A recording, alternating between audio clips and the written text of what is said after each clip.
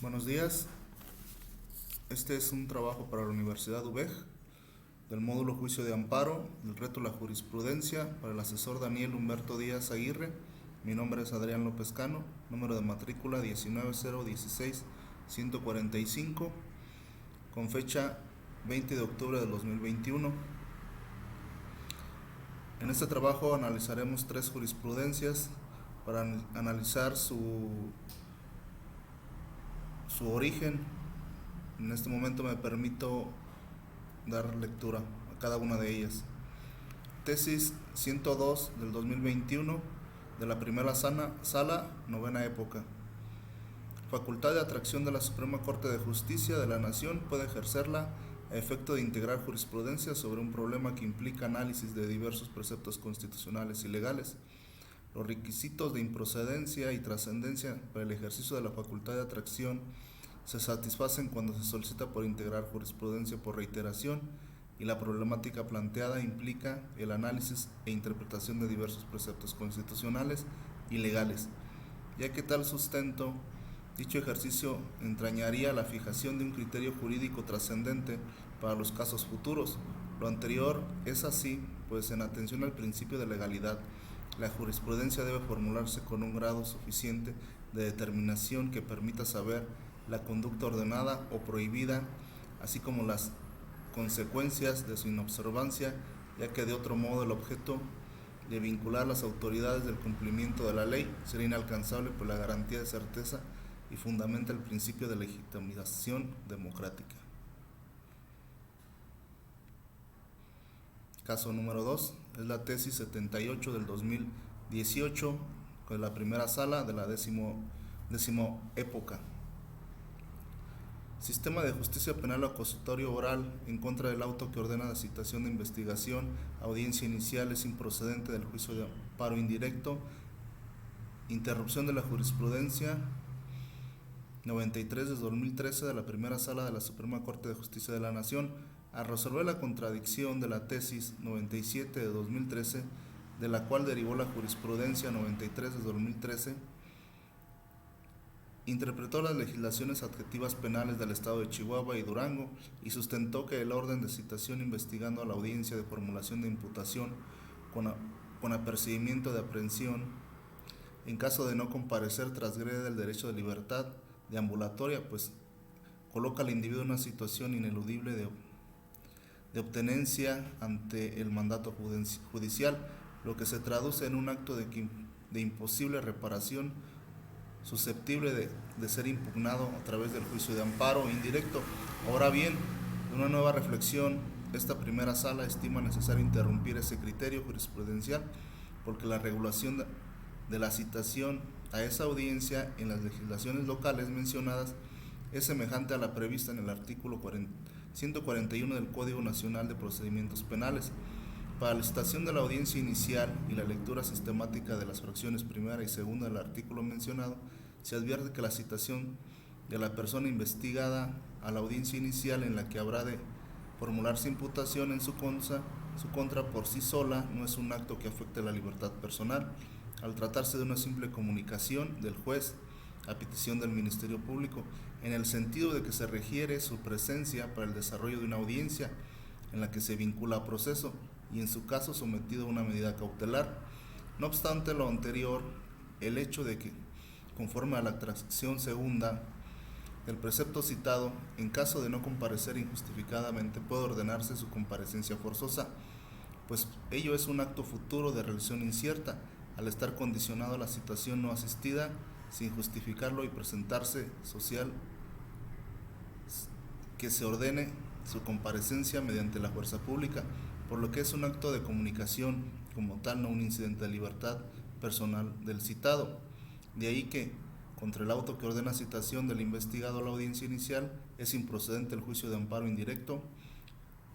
pues se trata de un acto judicial fuera del juicio que no afecta a la libertad personal del quejoso, conforme al artículo 107, fracción cuarta de la Ley de Amparo.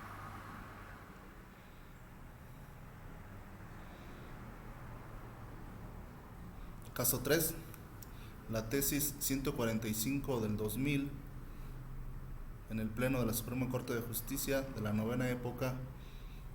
Jurisprudencia: su aplicación no viola la garantía de retroactividad de la ley. La Suprema Corte de Justicia de la Nación y los tribunales colegiados de circuito, al sentar jurisprudencia, no solo interpretan la ley y estudian los aspectos que el legislador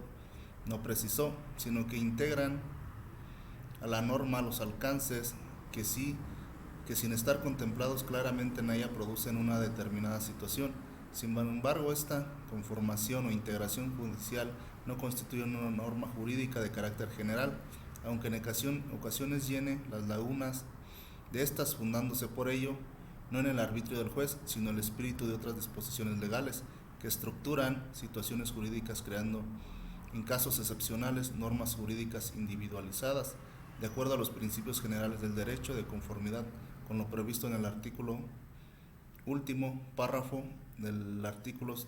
14 constitucional, tal y como se reconoce en el artículo 94 párrafo sexto de la Constitución Federal, así como los numerales 192 y 197 de la Ley de Amparo, en lo que se contempla a la interpretación de la norma como materia de jurisprudencia. Ahora bien, tomando en consideración que la jurisprudencia es una interpretación de los referidos tribunales, hacen que la ley y que ella no constituye una jurisprudencia es interpretación a que los referidos tribunales hacen la ley y que aquella no constituye una norma jurídica nueva equiparable a la ley, ya que no cumple con las características de generalidad, obligatoriedad y abstracción. Es inconcuso que al aplicarse no viola el principio de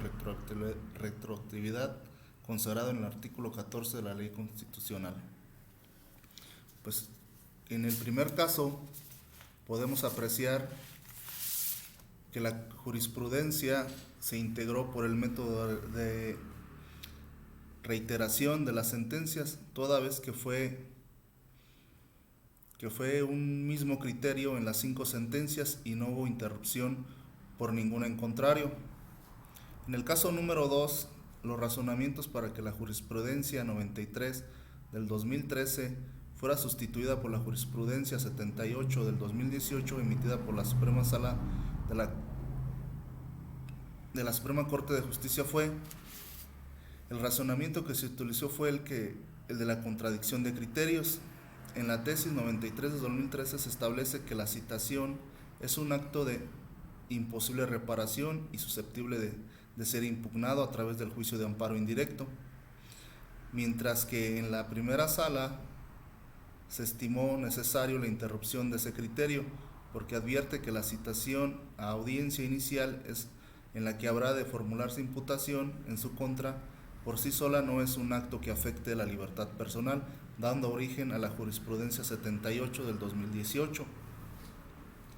Referente al caso 1, 2 y 3, fueron publicados en el Semanario Judicial de la Federación. El caso 1 en la novena época, el caso 2 en la 10ª época y el caso 3 en la novena época.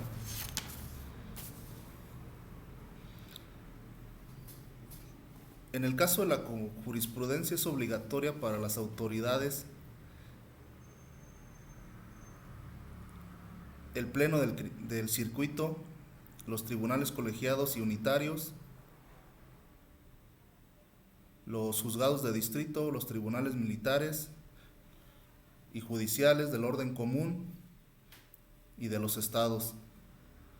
y del DF, tribunales administrativos, del trabajo, locales y federales. En el caso 1 se identifica que sí cumple con el requisito establecido en el artículo 223 223 de la Ley de Amparo, toda vez que las sentencias fueron dictadas por unanimidad de 4 votos, dando cumplimiento a este requisito.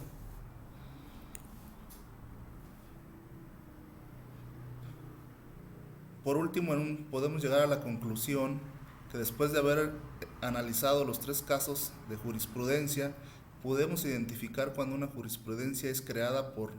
el método de reiteración de sentencia o cuando se utiliza el método de contradicción